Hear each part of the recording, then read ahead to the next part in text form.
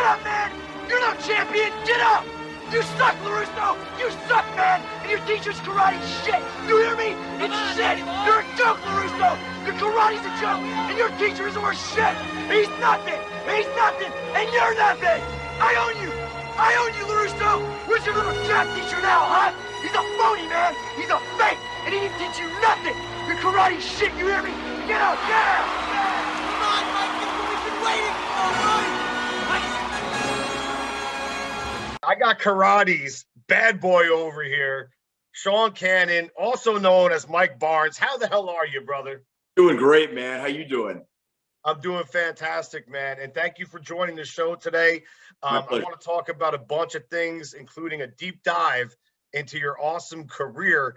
But, you know, we just started with how you doing. So what are you doing to pass the time? Because it's been crazy, man. I know you like to cook. I know you've been doing a lot of karate, which I want to talk about. But tell me about the cooking, man. The cooking. Okay, you want to start with the cooking. Well, I have a cookbook that I wrote that's called The Modern Gentleman, Cooking and Entertaining with Sean Kanan. Cooking, something that I've always loved. I've always seen feeding people as a conduit to creating relationships. The book is not simply a cookbook. It's a hybrid. It helps guys be better guys and helps women understand how guys think. There's a lot of chapters in the book, like the modern gentleman defends himself. And I talk about how martial arts has been really important in my life. There's a chapter called The Modern Gentleman Learns a Foreign Language. And I've always been a huge proponent of studying foreign languages. I've studied Italian now for about 15 years. I've been studying Mandarin now for about a year and a half. So it's some of the best strategies that I know for being a gentleman without being a doormat. You know what's up? It's funny that you mentioned that you speak Italian, learning Italian. I'm Italian, and we always want to feed people. That's just like part of what we do. We always want to like, come over here. Let me give you something. What can I give you? Yeah. Well, you know, listen, I mean, I think it's one of the fastest ways that you can bond with somebody. I mean, look, on a very visceral DNA-based level, we need food to survive. And when you're giving someone food, you're basically saying, I'm invested in your survival, you know, on a very sort of caveman level. So Absolutely. It's just love doing. And who doesn't love a free meal? Let's be honest. When you go over to someone's house and you get a free meal. But I tell you what, man, yeah, I think it's great that you wrote a cookbook. I watched some of your cooking shows. I know that you're a writer, and you've also just written a book, The Way of Cobra. And I love the description of what you talk about, what Cobra actually spells out. So would you mind Sure. let's hear about that. That'd be awesome. Yeah, Cobra is an acronym formed by the words character optimization, balance, respect, and abundance. And the book is set up so that you are entering my dojo, the dojo of life, the dojo of Cobra life. I'm your sensei, and I'm going to help you unleash your inner badass, which everybody has. You know, and I say in the very beginning of the book, I got good news and I got bad news. And if you're like me and Don Corleone, you insist on getting the bad news first, right? So the bad news is that I don't have a silver bullet that is going to immediately transform you into that, you know, uber successful beast that you want to be. But the good news is it's like the Zen riddle. How did the ship get in the bottle? It was already there. Everything you need, you already know. It just needs to be brought out. And in order to do that, you need to accept two things. The first thing you need to accept is that the universe wants you to win. Okay, it is in our DNA to survive and be winners. For 200,000 years, you know, we were not the apex predators, yet we managed to give the slip to saber-toothed tigers, who are now a footnote in archaeology books, and we are the dominant species on the planet. Okay, so you have to accept that the universe wants you to succeed. There's no room for any victimhood in my dojo. And, you know, we live in a society now where people gravitate towards being victims sometimes, because I think it gives them some kind of an identity. It gives them some kind of a tribal sense of belonging. And, you know, that's crap. That's the first thing. And the second thing that you have to accept is that where you are in your life is who you are. It is the sum decision of all the choices that you have made, the good choices and the questionable ones. And you have to accept responsibility for that before you're able to change.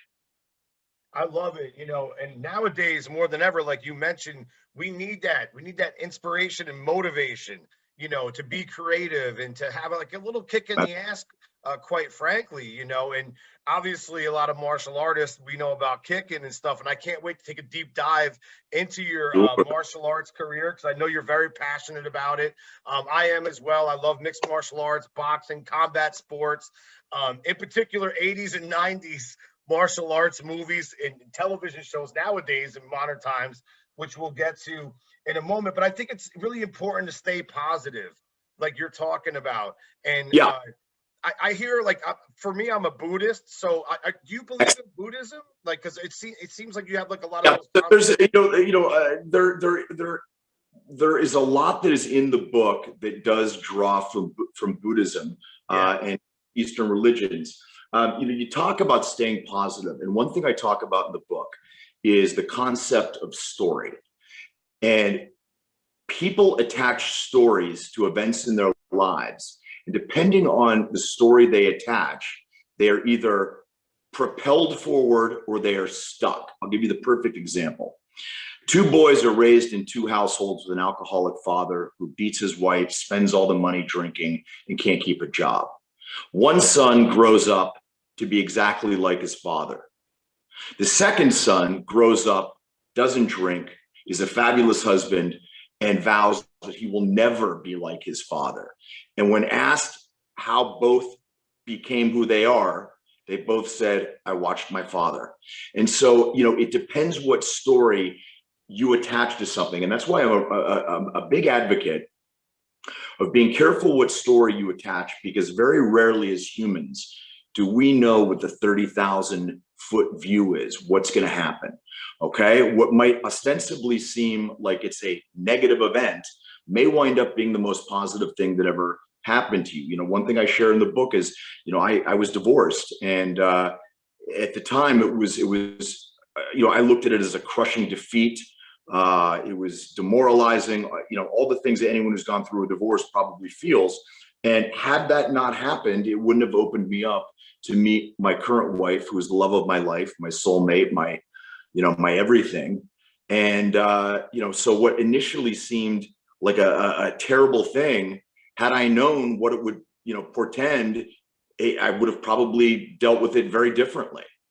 It's like in combat sports, like a loss isn't the worst thing in the world. You learn so much, I fought amateur, and I got beat and I was heartbroken, but I learned so much about like how to rebound, and it shows character. That's why we love martial arts so much. That's why, the best movies of all time are martial arts, in my opinion, in boxing films, outside of like The Godfather and like Goodfellas, right? Yeah. Like they're just so compelling, and you really root for the people. And if you've ever done combat sports like you have, like very extensively, and I want to talk about that in a moment, like you understand like the passion for it. Before we take the dive into the whole martial arts world, I want to bring up another thing. Congratulations on Studio City. Thank you. 8 Emmy nominations, brother, well deserved. Oh, thank you very much. I really appreciate it. That project is something that I've been trying to get made for a very, very long time, and it's finally come to fruition. We just filmed 5 new episodes, which, filming during a pandemic is no small feat. They are currently up on Amazon Prime, and I'm just real proud of them. I really think that people are going to enjoy the show. It's funny. It makes you laugh. It makes you cry. It makes you think.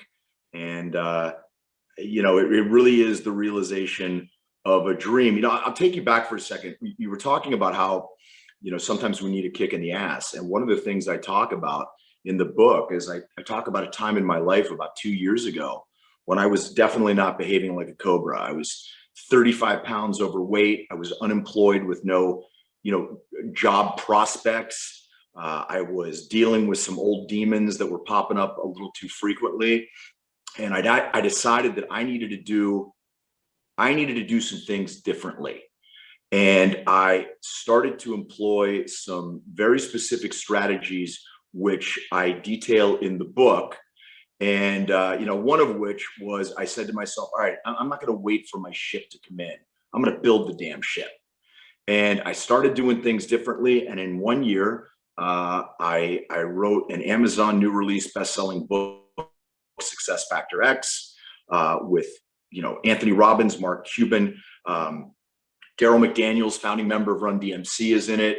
Amazing experience. I lost 35 pounds, and I also created Studio City, which, like you said, went on to be nominated for 8 Emmys and won an Emmy. Yeah, you won. Exactly. And that's wonderful, man. When this whole pandemic thing started, I said to myself immediately, this is the time now to connect with family, friends, be creative, because I already went into crisis mode, but I didn't do it in crisis mode to where it's like, oh, we're all going to die and be really fearful. We're cautious. I'm always telling people to wash your hands, all that kind of stuff. And I've always been OCD heavy. Like, I've always been wiping things down. I'm like Paulie Walnuts from Sopranos, man. And not just because I got the gray wings. It's because, that's just how I am. And, I started doing more with music. I'm a drummer. I started doing more recordings, more podcasts, connecting with awesome people like yourself, writing screenplays, just trying to do so much. And I know you're doing so very much. I see the work with Adam McKinley, and you guys are like Rocky IV training. Yeah, listen, I mean, this is such an incredible story. It started out with me watching these unbelievable sort of gravity-defying kicks that Adam can do, that he posts on Instagram. And so I started communicating with him, and from there, it went to texting with him. And from there, it went to a phone call, and he said, well, why don't you come up and train with me sometime in Northern California? And next thing I knew, I'm taking 2 planes and renting a car and driving 70 miles up into this little town called Pollock Pines, California. The elevation was like 4,000 feet. And it was a really, really transformative week for me that has completely reignited my passion for martial arts. And I reached out to Robert Young, who's the editor of Black Belt Magazine. And I said, I'm going on this crazy adventure. I've never met this guy. I don't know if he's going to wear my face as a hat. I'm going up to this remote area in Northern California. And, I can count the times that I've been separated from my wife overnight on like 2 hands. So it was like a big deal for me to go, because it was far and away the longest time that I've ever been separated from Michelle. And I think she just recognized in me that I kind of needed something. I mean, I had some really nice wins over the last 2 years, and now I was looking for the next one. And, in the article that I'm writing, I said, I've kind of branded this line from my evil doppelganger, Mike Barnes, your karate's a joke. And, it was time for me to find out if my karate's a joke. And, ultimately, I came to the realization that it's not a joke. And it's not a joke because I can do, spinning tornado kicks through the air, because I can't, not yet. But I realized my karate is not a joke because the spirit of martial arts really still lives in my heart. And martial arts is not just the physical, but it's the emotional, and it's having humility, and it's being open and creative, and helping other people. There's so many things I think that the best parts of martial arts embodies. And that's what I've tried to include in Way of the Cobra. And that's really what I'm kind of, redigesting in my own life. It's a natural high, man. Like, the first time I got into combat sports, I did Taekwondo. I went into boxing. I did Muay Thai, wrestled in high school. I did Oishin Ryu. I did a bunch of different things. And, it's a discipline. And I actually trained fighters for a while and had the opportunity to, work ringside for a bunch of networks, and not here to brag at all, but it's an addiction. It's like it's a natural high. Like, there's nothing better. Like, when you see a boxing match, like Arturo Gatti versus Mickey Ward, Holyfield versus Bo, the sensations you get.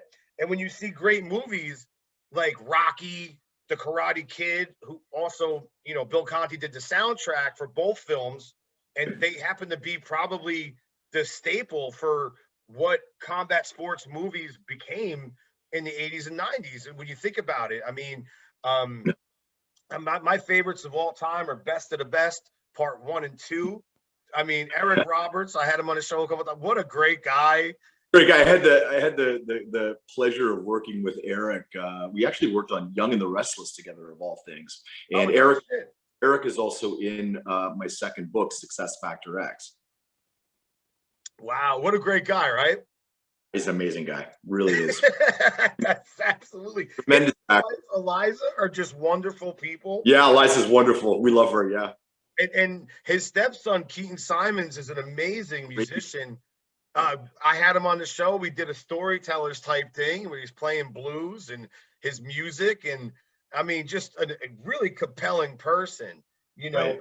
So speaking of compelling, martial arts, how did you get your start in martial arts? What motivated you to get? You know, when I was a kid, I really underwent a lot of bullying, and it's funny. I never would have seen myself as ultimately playing this iconic bully, Mike Barnes. And then when I was filming Karate Kid 3, I never would have imagined that playing this bully would serve as a conduit that would allow me to work with kids about anti-bullying. I'm one of the international youth ambassadors for Buddha bullying. So I go into schools and I facilitate a dialogue with these kids. And before I do, I play the climactic scene where Mike Barnes is yelling at Daniel-san on the mat. And I say, would you believe that scary guy used to get bullied? And kids sort of are like, wow.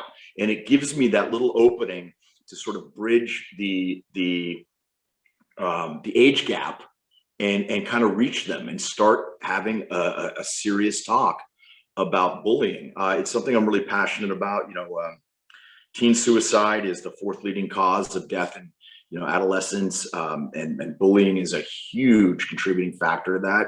And so it's something that it's been a really cool thing that's been a byproduct of my having been in Karate Kid, that I'm able to use that for something that's really positive. Yeah, that's excellent to use that as an antidote for that. And, you know, you're right. Like nowadays too, like the kids, you know, they're home all day. I have a stepdaughter that's going to be 12 in April, and I love her to death. But, you know, the school online thing, it's tough. They're not having the interaction. I mean, even like older kids, they're not going to prom. They're not able to play sports. It's kind of an awkward time right now. So we got to keep a close eye on that. And the problem is a lot of kids have too much time on social media, I feel. And yeah. So then that's never a good thing, like, because they're constantly in everyone's business and going back and forth. And like, you know, there's times where you could hear scenarios where people are close friends and they're getting like way too on people, whether it's politics, which I never talk about on social media. No. Mention Paulie Walnuts. Like, this is why I don't talk about politics.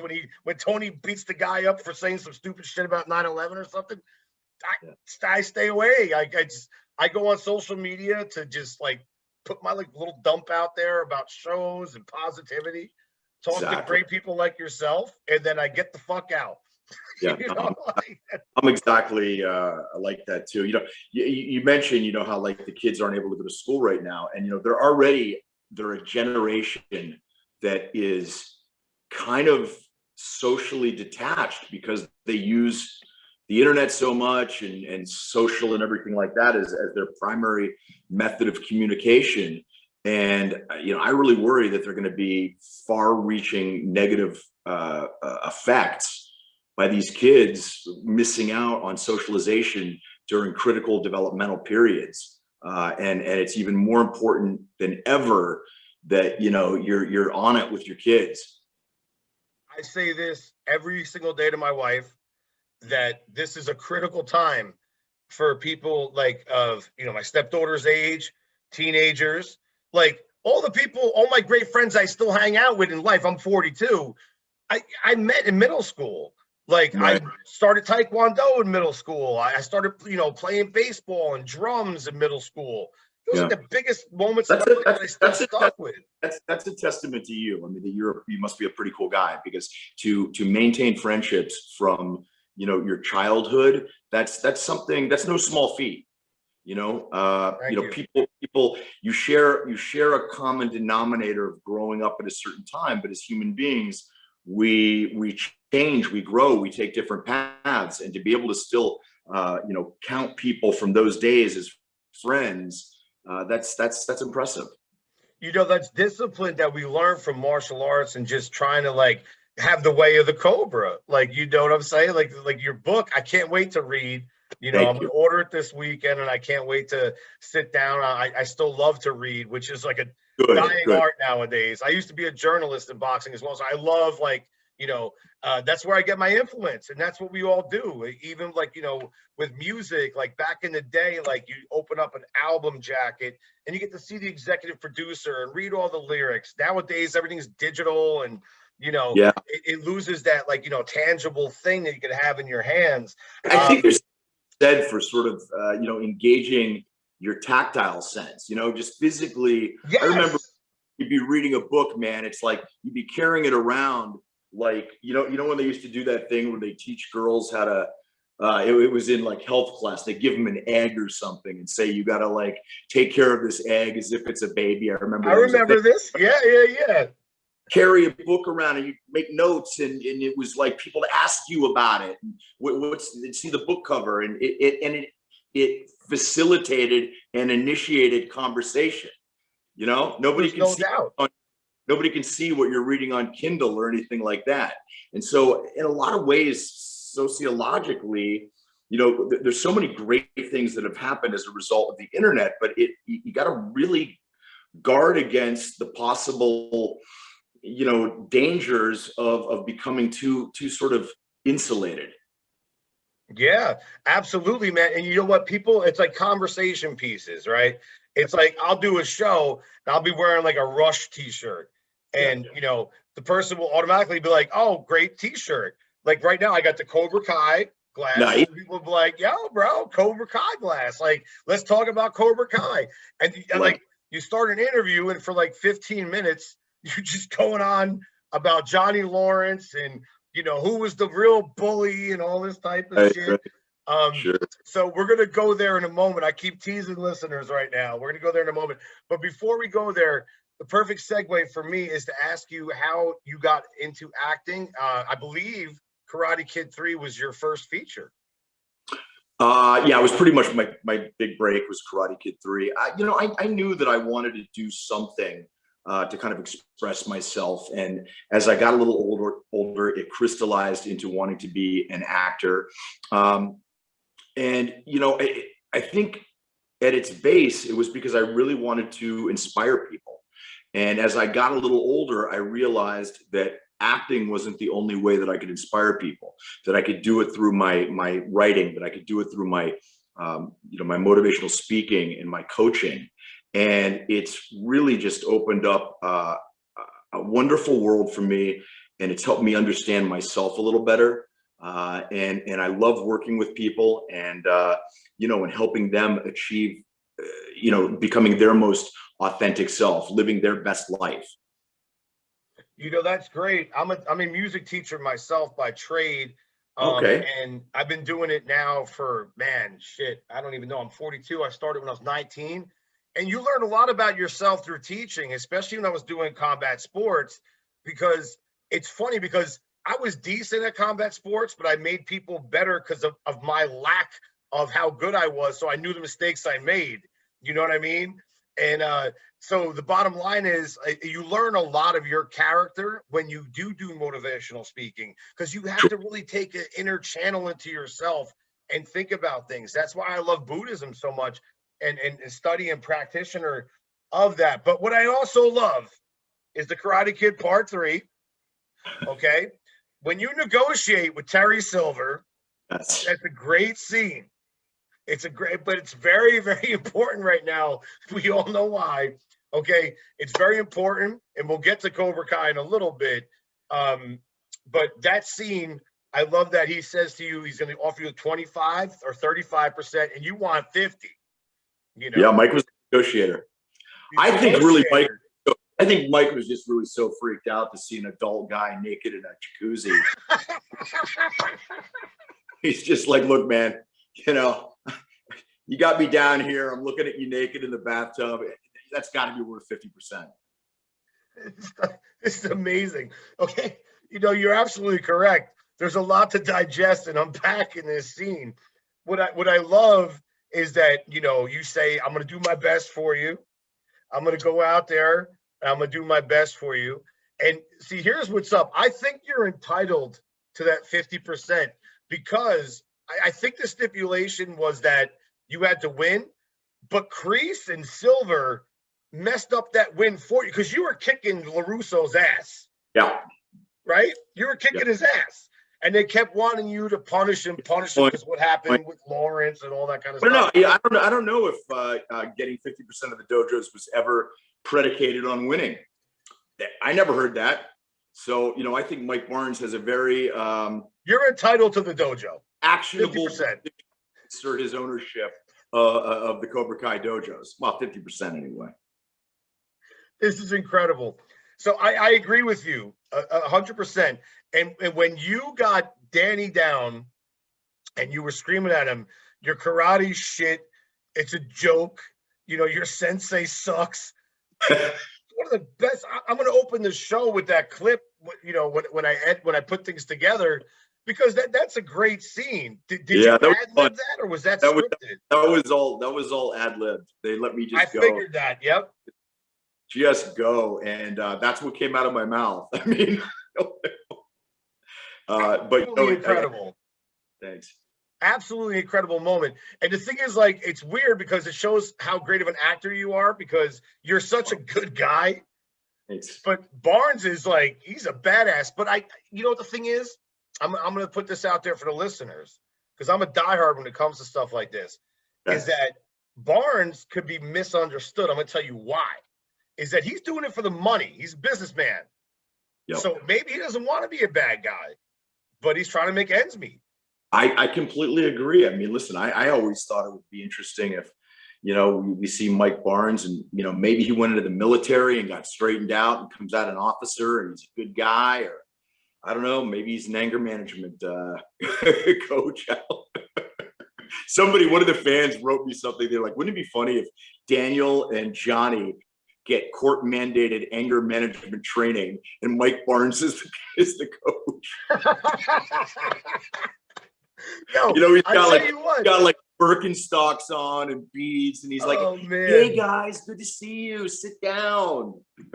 Some fan fiction is really incredible. Sometimes I find myself like on my balcony at night, you know, having a couple of drinks and relaxing and going on a YouTube bender, and then you listen like, "What the fuck am I listening to?" But I'm like, it's interesting. You know, it's like some people really have some good, you know, with Star Wars, I'm a nerd with that and all that kind of stuff, you know, but it keeps you entertained.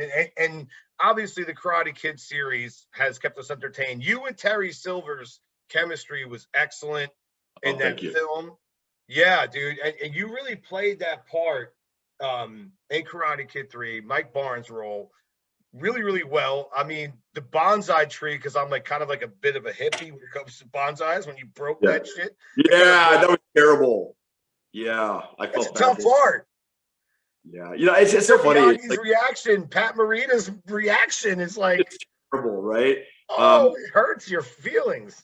Yeah, you know, it's funny. Like a lot of people will say to me, "God, you were so scary in that movie." And I said, "Let me tell you something. If I ran into Mike Barnes when I was 17, he would have scared the shit out of me too." So, yeah.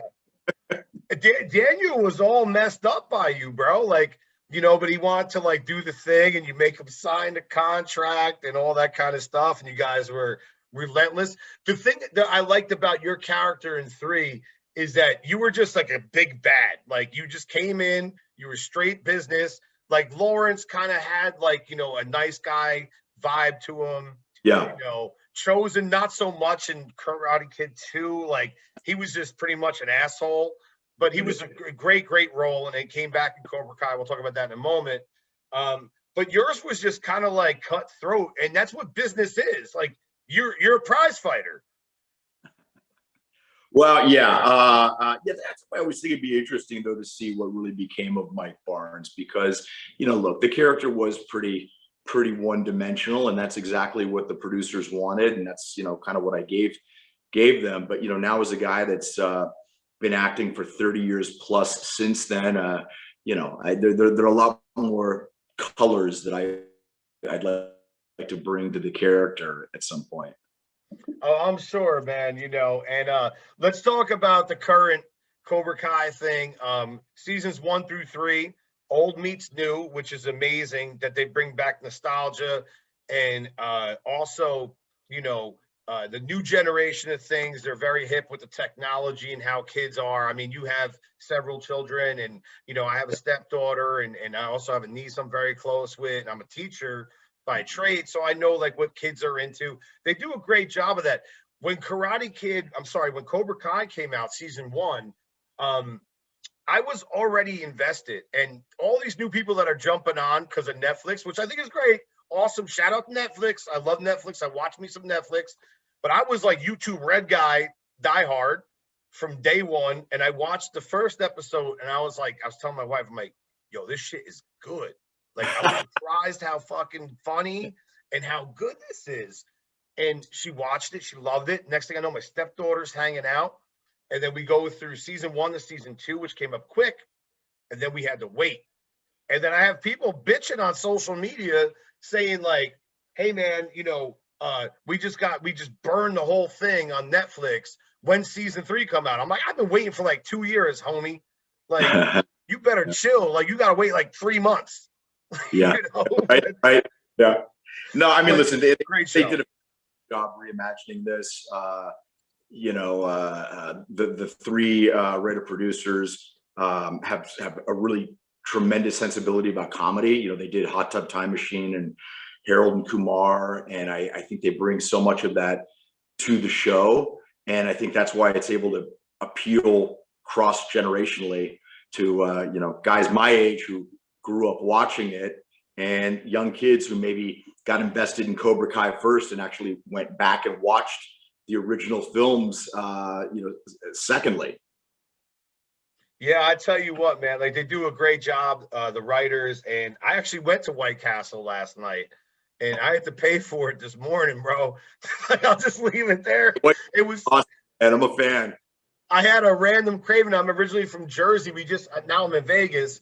We just had 2 open up out here, and out of nowhere last night, I just tell the family, I'm like, you know what, let's go downtown, which is very interesting nowadays. Like, it's just weird. It's always been weird, Fremont Street. I love it. It's a good weird, but like It was really insanely packed last night.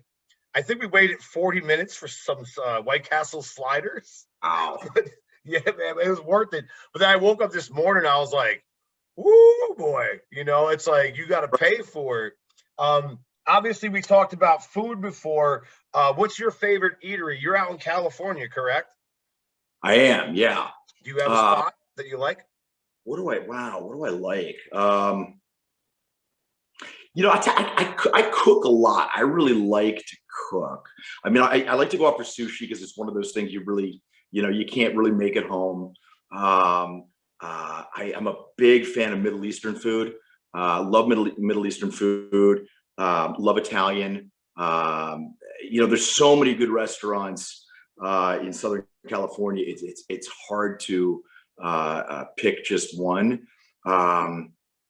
But for me, I really enjoy entertaining. I enjoy the process of cooking. You got the steam coming up and a glass of wine and put some music on, and it becomes kind of like a ballet. So as much as I love to go out and eat, and especially now with COVID, I've really, like everybody, reduced the amount of time that I'm going out and eating. So, for me, I prefer just to do it at home.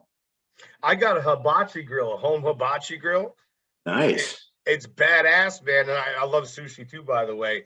And the kid right now, she did the meal last night, and we did some filet mignons and some vegetables and shrimp. Yeah. And she cooked the whole thing, But I was asking her, I'm like, let me see the show. Like, you gotta, like, a Blaze Onion type of thing. Right. So I'm addicted to hibachi. And you're right. There's a connection with cooking and music. Obviously, I'm a big music guy. What are some of your favorite bands? I've always loved Bruce Springsteen. He was kind of the soundtrack for growing up. Classic rock, love classic rock. I just, when I'm in the gym, I love rap. Rap's something that just has always been a part of my working out. What else? I have really kind of weird eclectic taste, but I think most people do. I kind of, I'm like a bit of a closet headbanger too, I mean, there's some old school metal and hair bands that I love. So it kind of, for me, music's a little bit like clothing, it kind of changes with your mood and where you're at. So depending on where I am, it could run the gamut. That's a great way to put it. It's like clothing. I mean, for me, I love everything: jazz, hip hop, reggae, metal, rock. And my girl, when I got with her, she's a big country fan.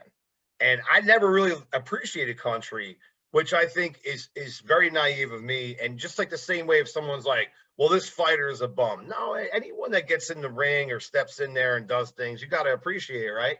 So I didn't like country. But then I realized it was all about getting laid, getting paid, paying your bills, drinking. I'm like, what's there not to like about this? This is cool, right? So, no, there's some really country music. You heard the old joke. What happens when you play a country record backwards? Your truck gets fixed. You get your job back. Your dog comes home. Your wife comes home. Right. Speaking of dogs, I got a Chihuahua. We got a rescue now that's been in our family for a long time, and she's wonderful. She's my pride and joy. Do you have any dogs? Oh yeah, Actually, my dog has an Instagram, which is oh boy. I think it's Charlie Kanan. We've got a mini pug. I'm sending you a photo right now. Oh, I can't wait to see it. We've got a mini pug, and this dog is just like, we become the weird dog people. Like, our dog just travels absolutely everywhere with it. Here, I'll send you. Let's see here. Yeah. I don't have your phone number, so I guess I'm going to have to do it. Let's see here. I'll do it. Get this 1 second. I'll do this. Sorry about this. I probably no, you're good. Take your time. I have a buddy, Steve Sharippa, who was on a Sopranos, played Bobby Bacala. He was on my show a couple of times. He's got a dog, Willie Boy. Oh yeah, and he's got a whole Instagram for him too. I think that's awesome. It's like that's great. I should make one for my girl, Polly girl. And this dog, it gets followed by everybody. I mean, and my wife, she insists on doing photo shoots for this dog, and it's got all these followers. People love this dog. And Charlie is actually in Studio City. I don't know how much of Studio City you may have seen. Mm-hmm. But Charlie's such a good actor that she plays a male dog. She plays my mother's dog, Brute. So she's really the finest actor on the show, as it were. I'm glad you're bringing that up, because I failed to mention something before about how the show is based on soaps, and you had a huge role on soaps. Yeah, I'll send this to you later. Soaps are I've worked off and on in daytime television since 1992. It's had it's been a huge part of my career. Yeah. And so they say, write what you know. And so, the story on Studio City is about a guy who's an aging soap star, and all of the issues that he deals with. He's a very flawed guy. He's kind of lived in the bubble of, B- celebrity all his life. And so he's got a lot of evolving and growing to do, but he's trying to be a better guy. And for me, it's probably the greatest role I've ever had, because I wrote it for myself. It's amazing. Yeah, it's absolutely incredible. I'm drafting a screenplay right now myself, and my wife's helping me. And we talked about before about the hybrid between the old and the new. and she like was schooling me because what I'm writing is like an old school, not a reboot. It's actually a sequel to an old school martial arts movie. Oh wow! I'm drafting the best of the best part 5. It hasn't gotten green lighted. I'm not trying to plug myself, but it's like, so I go to her and I show her some things, and she's like, "You're playing way too much up to like your childhood and what you want." She's like, "You got to change shit and make it more modern." She's like, "You got like 60-year-old guys fighting each other." She's like, "How interesting is that going to be?" You know, like, well, it worked out pretty well for Rocky Balboa. I tell you what, that was a great with Antonio Tarver. Yeah.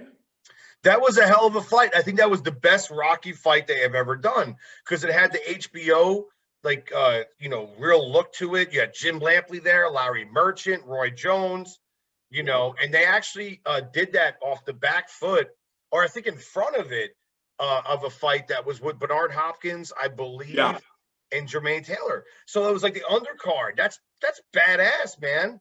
And Stallone looked great, I mean, people could pull it off, dude. It's available, and age is just but a number. Look at Mike Tyson lately. He looks like a monster. Yeah, he looks incredible. I've seen him work in the mitts and everything. And I mean, holy shit. Iron Mike is no joke. No, man, quick and awesome. And I tell you what's awesome, brother. You were awesome today, and you're always awesome. And I can't wait. I'm not going to press you too hard for what's going on with the Cobra Kai universe, because I like to, we'll throw like little hints out there, but we'll let the listeners wait and see. But I got a good feeling that we're going to be. We haven't seen the last of Mike Barnes. No, we have not seen. We should see, my friend. Hey, before I jump off, let me just tell everybody, if you want to follow me, please follow me at Instagram. It's Sean.Kanan, or Twitter at Sean Kanan. And please check out my new book. It's available for order, Way of the Cobra, at wayofthecobra.com. With all of my heart and soul, I know this book has the ability to help people and make positive changes in your life. And I want to be a part of that. Absolutely, man. And I was totally going to mention that, and also let my listeners know that at the end of this video, I'm going to put a trailer on towards the book that I saw yesterday, and it was very motivational. It made me like want to get off my couch and do something. You know what I'm saying? Like, we got a space for you, John. There's some quotables, brother, that was very motivating. And yes, please follow Sean. Sean's like one of the nicest guys that you could meet out there in this business. Like, let's just be straight up, brother, and down to earth, and I really appreciate your time, and my listeners are really going to enjoy this. You shared so much, brother. Again, please look back. Keep in touch, man. I really, love to keep up with you and hear about everything you're doing. Hell yeah, man. You know what I'm saying? And you ever got out to Vegas, dude, Oh, I've been out to Vegas, my friend. we'll do a cook-off, bro. Love it. All right. I saw a cooking show you did. I know you know your shit. I saw you do some lamb chops. My lamb chops, bada bing. No joke. Yo, they look good. I've never had lamb chops, but I was like, man, maybe I should get some lamb chops now. Hey, lamb chops are amazing, Yeah. Yeah. For me, it's like I've been eating way too much red meat lately, dude. I went through like so many filet mignons and New York steaks this past year. And it's funny, you talked about weight when we started the show. I went up, I was about like 170 before pandemic. I got up to like 190. Right. Went down to like super middleweight in boxing around like 168. Good. Now I'm just eating everything all. Seriously though, I mean, I love red meat. But if you don't have to cut red meat out of your diet, but if you dramatically reduce it, and you go for a steak, once every 6 weeks, you blow it out and have a big steak or something like that. That's fine, but it really is a good strategy for helping to manage your weight, because it's really hard to digest. Yeah, it's a lot of protein, but there's other ways of getting protein. And for me, that's one of the things I did is I largely cut red meat out of my diet. Like I said, I'll have a steak every once in a blue moon now. But I sort of really got into that Beyond Burger stuff. I mean, does it taste like a juicy red steak? No, but it's pretty good. So what's your main source of I know a lot of people do chicken. What's your main source of protein? Well, I eat eggs. I believe in eating whole eggs. I will drink protein shakes. And you know, I'm one of those guys that's like a raid the refrigerator at night guy. And so I find that if I have a protein shake, like a low sugar protein shake before I go to bed, it keeps my blood sugar from dipping at like 3 a.m. And I would get hungry. So that's really helped me. Fish, but man, you got to be so careful with fish now because there's so much heavy metals and crap in our fish that, I only, or I do my best to only eat, wild caught salmon because the farm salmon's got all sorts of crap they put in it. And even our tuna, unfortunately, is so super high in mercury. And I love sushi. So that's kind of a tough one. But I would say primarily chicken. I eat a lot of chicken. Yeah, I mean, you're absolutely hitting the nail on the head with the seafood. I'm a big seafood guy. I'm a big sushi guy. And when I've been buying seafood lately, I didn't like the quality. Like your body will tell you things. Yeah. It'll let you know. It'll make you aware that this isn't good, or like a sensation of some sort that doesn't feel right.